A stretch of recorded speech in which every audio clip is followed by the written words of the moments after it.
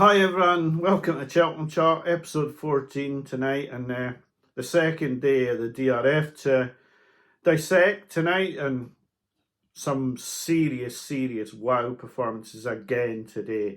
Really big performances. One just sort of blew me away a little bit, really quite surprised by it, and yeah, lots to look at from today. I think most people would agree that the Irish racing is actually where the majority of Cheltenham winners will come from, and obviously their big festival before Cheltenham is obviously going to be the one producing quite a lot of winners.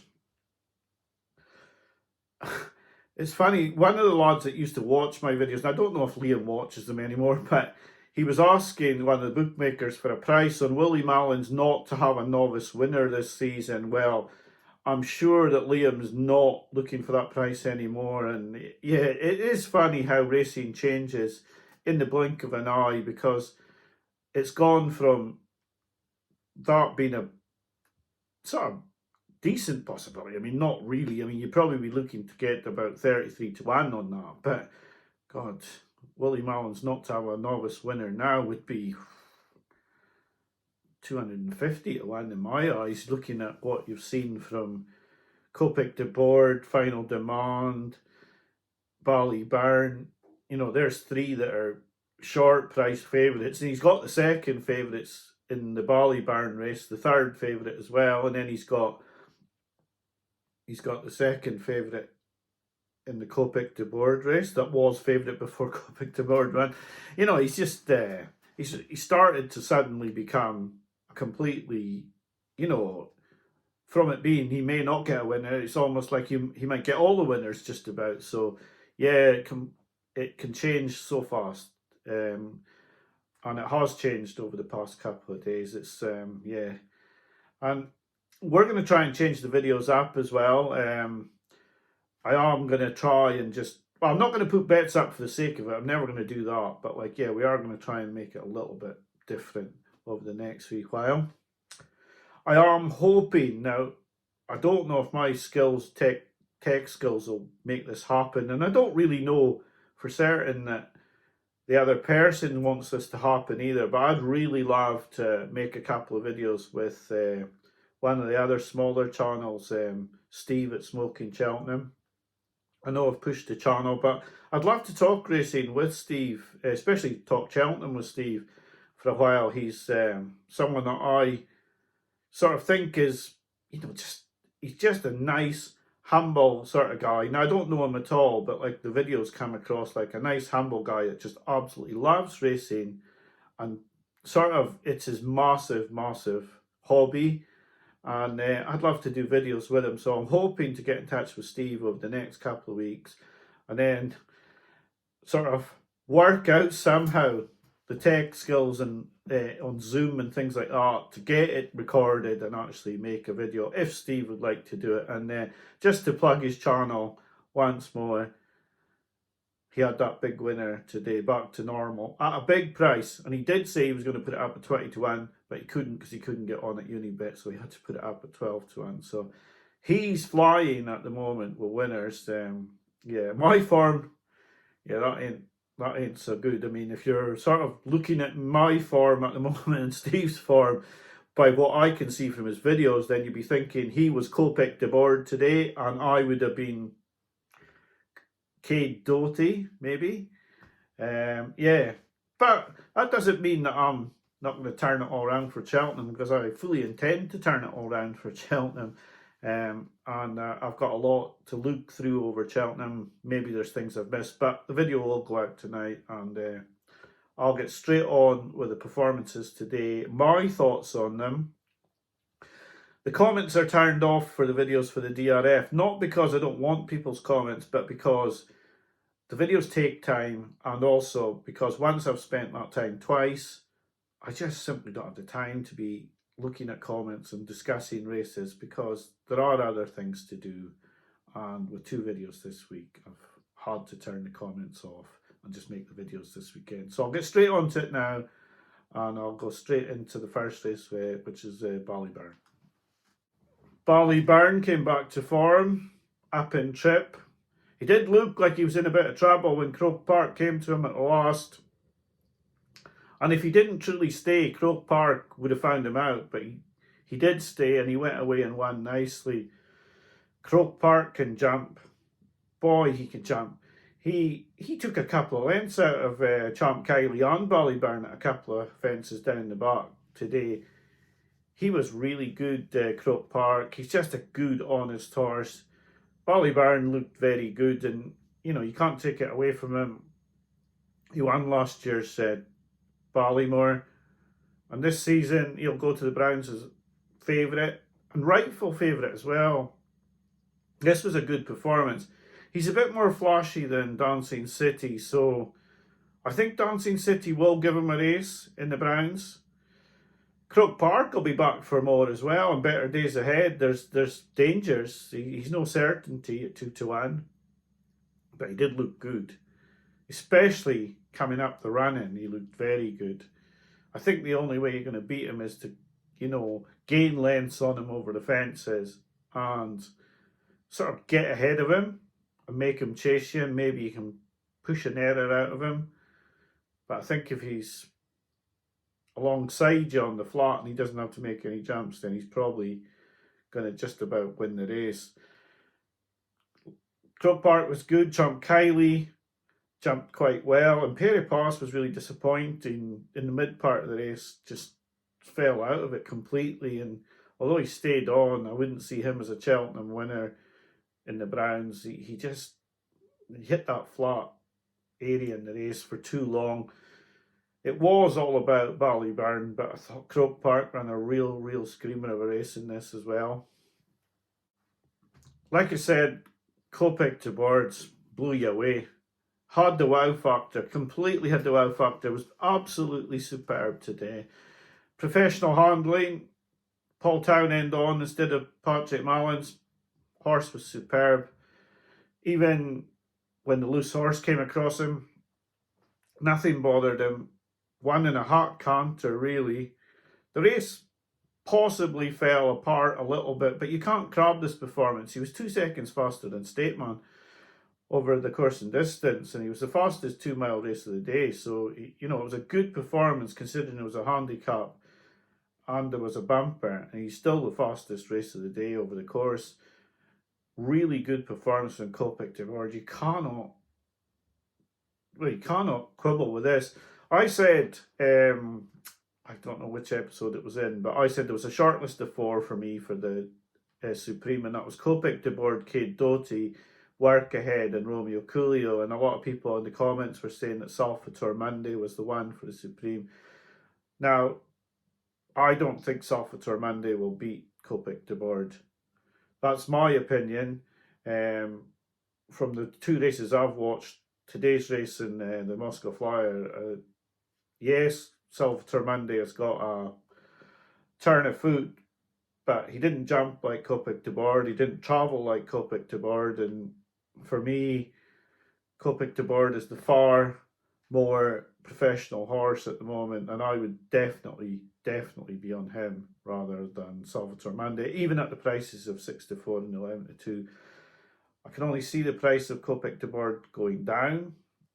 I would quite happily actually back Kopek Des Bordes in Final Demand in a double at the moment. I think the prices they're not great, but backing them non-runner no bet, I would be quite happy to be on them both, to be honest. If I could find somewhere the best odds, non-runner no bet, there's a possibility that I would put that double off. I think both of them were extremely impressive. Another lovely thing today was that the owners of Kopek Des Bordes, a father and 4 sons, were interviewed after the race, and it made you feel good about racing actually to watch it. I know there's big money owners in the game, but they just were so excited, so humble when they were interviewed, and I was delighted for them. Their horse looks really good. He goes there with a very strong favourites chance, and I don't see him beaten unless something goes wrong. Really, he was extremely impressive. The beaten horses, Carnaque came back to form, and ran really well, really. Disappointed with Blue Devasi. Sea of Sans run okay. The British horse Good and Clever run nicely in third. Kate Doty was really disappointing in fourth. But you sort of expected it because ever since Thursday night, he's been going out and out and out in the betting. There was not a penny for him. There wasn't a penny for him when he won his maiden hurdle, but it was different this time. It wasn't an avalanche of money for something else. It was just a continual drift on Kate Doty, and everyone had said that he'd had problems in the lead up. There was rumours of a stone bruise, and he's just run accordingly. He's run really, really poorly here. I don't know if there'll be an explanation. I don't know if this horse will go to Cheltenham now at all. But Kopek Des Bordes was a blow-away winner. He blew you away. He really did. He had the wow factor for me. Final Demand had it yesterday. He had it today. Yes, of course, it's horse racing. It's gambling. Of course he can get beat, but it'll take a monster to beat this horse, in my opinion. Solness won the Grade 1 chase. Just did exactly what he did at Christmas. Again, got loose on the lead. No one could go with him. Some people saying they didn't try to go with him. Some people saying they couldn't go with him. I think they couldn't go with him. He's won really nicely. I don't think he can beat John Bon. But he may be improving that fast that he could beat John Bon. He certainly was well beaten by John Bon at Sandown. Now, Sandown would really be deep ground, which he would absolutely hate. And it was right-handed, which John Bon loves as well. Could Solness do this in the champion chase? I would doubt it, but it's a possibility that he's improving at a rate of knots. Kulik's Loss did try to go with Solness, just couldn't. But the Bromhead's horses are out of form. Wouldn't write him off for the champion chase. Now, the big contention is that everyone will say, well, what about Gaelic Warrior, who I've constantly said I think will win the champion chase this season. But I've also constantly said that I don't want the horse running at Leopardstown, and yet this is the only place it's run at this season. I think he absolutely hates Leopardstown, especially over fences, and yet they've sent him there twice this season. He was out of the radar for a while in this race today. Now, he stayed on okay, but he's run a poor race, really, as a prep for Cheltenham. And I was excited, actually, a little bit, because I was thinking, right, as long as they still say they're going to champion chase, this is my first bet going up here, because I thought he might be 8-10 to 1. But the bookies seem to know the script, and it's 6 to 1 best price, and that's not non-runner, no bet. That's anti-post with Ladbrokes. I'm not prepared to take that sort of price on these two runs, but it's the reason I never put him up as a bet early season, because quite simply, this horse, if he goes to Cheltenham, will have a chance, because he absolutely loathes Leopardstown's fences. He's never run well there. I think it'll be a different horse at Cheltenham. Well, I hope it will be. If it isn't a better horse at Cheltenham, then I won't be in good shape, as in a bet for the champion chase, because I want to back this horse, and I really would like to get a better price than I've got at the moment. But yeah, 6 to 1 anti-post after these two runs, I'm not prepared to take that. 8 to 1 anti-post, maybe. I'd want 10 to 1 anti-post, or about 7 to 1 non-runner, no bet to get involved. I don't think we're going to get that. I'm disappointed we're not going to get that, because I anticipated this blowout. I talked on the Ginger Joe show about the possibility of this happening, and I think a lot of other people thought this too, that Gaelic Warrior, could be available at a better price, so they weren't prepared to go in at the 3 to 1, 72 sort of mark, because everyone thought he could blow out, and he has blown out. And yeah, it remains to be seen what's done with him, but I won't back him now until I know he's going to go to the champion chase, and the price is there that I want to back him at, and at the moment it isn't there. But I do still believe in him. I still think he can win the Champion Chase. Yes, this is disappointing, but to be honest, when I see the horse declared to run at Leopardstown, I sort of half thought this might happen. It's really disappointing. And the other disappointment is that his price hasn't moved really for the race in March.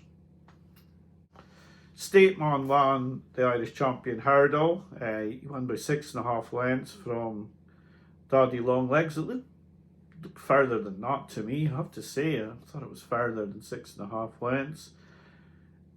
He's won what was a match really, and Lossiemouth hasn't completed. So yeah, it's difficult to know what to make of this race because, you know, it's a nothing race, isn't it? He was always going to beat Daddy Longlegs, Winter Fog, and Field du Derry, his old mate that he always beats. I think Lossiemouth, if the shoe had been on the other foot, you'd have felt similar, because Lossiemouth would have probably won just as easy, and you'd have been saying, well, we don't really know what she's achieved because Stateman fell. But he's won, he's back on track, his time was reasonable, wasn't as good as Kopek Des Bordes, but it was better than the handicap hurdle. So he's back on track, he'll go to Cheltenham. Everyone knows that watches my videos that I won't be with him. I think that the 3 horses above him in the betting are all better horses than him. That's just my opinion. But he's won, he's turned up, and he's got round, and the other 3 were never likely to travel either, the top 2 in the market, and he's won really, really nicely. Lossiemouth, now this is a worry now, because do they go on the back of a fall to Cheltenham? Can they be sure it's not going to affect their confidence? Should they run somewhere else, like that race that Gallimar So ran in? That's too close to Cheltenham for me. I wouldn't want to see her running that. I don't know what they do with Lossiemouth now. It's a very, very difficult situation. I don't think they anticipated her falling. She's never fallen before. It's a very difficult position you're in now, because you're so close to the festival, but do you want her to go there on the back of a fall? Maybe it won't affect her confidence at all. It's just a worry. And yeah, it's hard to know what they do from here. I didn't see much in the Mayor's Handicap hurdle to be thinking about for a bet. The back to normal race that Smoking Cheltenham picked the winner of, he's won really easily. I'd imagine he'll get a fair hike for this from the Irish handicapper. He got eased down. He was off 130, but Cornerstone Walsh took off 5, so he was basically running off 125. But I can see the Irish handicapper having a bit of a go here, maybe at least 8, I would think, for this. And then the British handicapper will be trying to keep him out of the Kim Muir, I would think, as well, especially when he's won a big race at Punchestown over hurdles last year. I think people are going to cottoning on. I like Cromwell. I'm a bit of a fanboy, like I said last night, but yeah, it's making it a bit too obvious now, and these things are winning a bit too far as well. You know, you're going to have to watch what you're doing here. I think the British handicapper is going to be looking at a few of these horses and, you know, hiking the tax up a little bit on them. The bumper winner, now that was impressive. Bambino Fever. Now I mentioned this horse a couple of weeks ago. I was quite taken with her. She's absolutely run away with this bumper and really stayed on well. You know, looked like a right stayer in the race and beating good horses. Eamon Kate was well fancied, Carrickmorna Spurs, and Future Prospect from our own yard. And obviously he's come in a bit under the radar as well, because Patrick Mullins was on Future Prospects. So, but maybe this is the big Mullins hopeful for the bumper. It could be. She would get £7 off Wind Beneath My Wings. She obviously stays very, very well, and she would have her chance in the bumper. I would say she's certainly not without her chance. I'd have to have a look at the markets, look at the form again, see what the makeup of the race looks like. But Bambino Fever is certainly no back number in the Cheltenham bumper. Yeah, so in conclusion to the DRF, you did see a lot of big performances, really, really big performances. Galloping the Champs was unbelievable. Has he knocked Factor File into the Ryanair? I simply can't see Factor File winning a gold cap over further when he. I just don't see it. But yeah, lots and lots of food for thought over the next couple of weeks. Certainly for me, I'm trying to work out in my head how much a £50 double on the Kopek Des Bordes and Final Demand might pay. Best price, non-runner, no bet. Trying to work out 9 to 4 is £167.50 at 5 to 4, which is what, 335 plus 4. It's not too bad actually. Yeah, could almost don't be surprised now. Could be the first bet for Cheltenham coming, because it'll be finished after the first race on Wednesday, so I'd know how I was doing by then. And if one of them didn't run, I'd just have a single. So yeah, it's not too bad. Yeah, lots to think to contemplate though. Yeah, I'm disappointed with the price of Gaelic Warrior. Hopefully he'll still go to the Champion Chase. Now, I am maybe just being pig-headed now over Gaelic Warrior because, you know, John Bond's going to be the clear favourite and Solness has beaten him twice. I still think like that going to Cheltenham rather than Leopardstown, that he might just be a different horse at Cheltenham. Lots of other things to look at, lots of handicaps to look at, and yeah, hopefully we can do well at Cheltenham again. But looked at the comments from last week, didn't talk about it, but looked at the comments from last week. Look, these videos are going to be more fun. They're going to be like, if I don't make a profit, I don't make a profit. It's not life or death. It's not like Celtic winning the league to me. You know, if you said to me now, can you make a profit or Celtic win the league, and they're 13 points clear or 10 plus a game in hand, I still want Celtic to win the league rather than make a profit at Cheltenham, and that's the truth. Probably people are disappointed with that comment, but that's the truth. Yeah, and yeah, it's not life or death. Gambling is, you know, supposed to be fun, and it's supposed to be actually money you can afford to lose, and it is money we can afford to lose because we've done really well in the past. It's just my sort of not professional pride, but it's sort of like, I don't know. Everything I do, I'm like this though, because like even if I have a really good cardie round with someone one day and I'm reading Pats really well and all that, if I go out the next day and I'm not reading Pats well and I'm not got the wind quite right and I'm under clubbing or over clubbing someone a little bit, I don't like doing that. I like to do well at what I'm doing. I want to do sort of a good job when I'm on the course, and like when I was offshore, I wanted to do a good job. And when I put the videos up, certainly when I put the bets up, I want them to be good bets. I don't want them to be absolute rubbish. I don't want them to be horses that don't even get a run, because I just want to do well. But like everyone has said, it's not life or death. We've done fantastic in the past, and we'll just give it a go. We really will just give it a go this season, see how we get on. So, yeah, we'll work out the best prices. We'll see what we think, and let's see if maybe we'll have a bet over the next wee while. Now, I did say yesterday I was going to back Iroko. I do think that JP McManus is going to have a very big festival. I still think Iroko might go for that race. I do think he might still go for the Ultima, and I would still be very, very keen on him if he did go to the Ultima, because even at 13 to 2 non-runner no bet, I just don't see that he'd be a bigger price than that if he ran. I think over 3 miles, handbrake off, obviously. I think he'd have a great chance in the Ultima.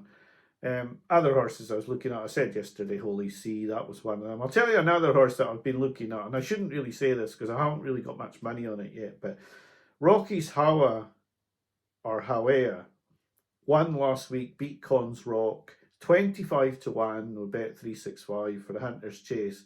He got beaten off Consrock and Will It Go Ahead earlier in the season. But Quealy's Yard's in form now. He's no back number at 25 to 1. And there's other horses I'm looking at as well. I've got plenty of horses in my thoughts, but I obviously want to back them first. And I also, when I put a bet up, I want to be quite sure that it's a sort of value bet or a horse I think, has a very, very big chance of winning. Like, if it's not a really good value bet, then I'm not going to put it up, though. I'm not going to just bet anything. But at the same time, I want to win. So, there is a possibility I'll put the double up. There is a possibility of that.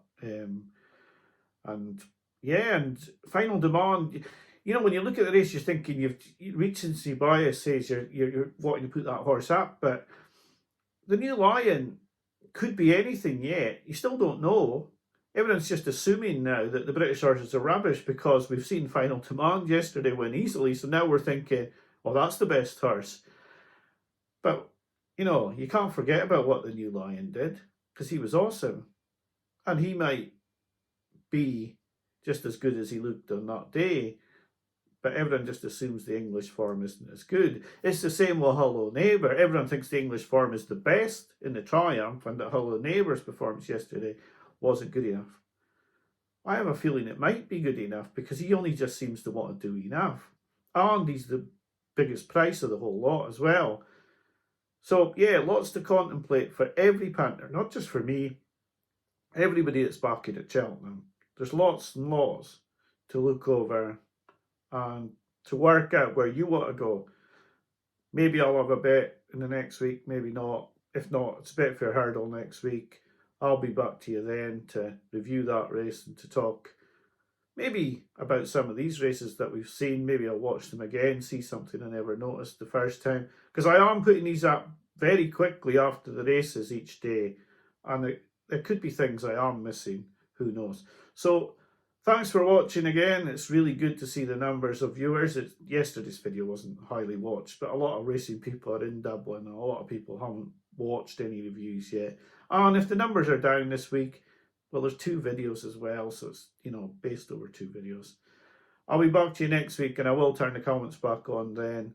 But for now, I've spent enough of my weekend on the 2 videos. So thanks for watching and I'll be back to you next week. Bye for now.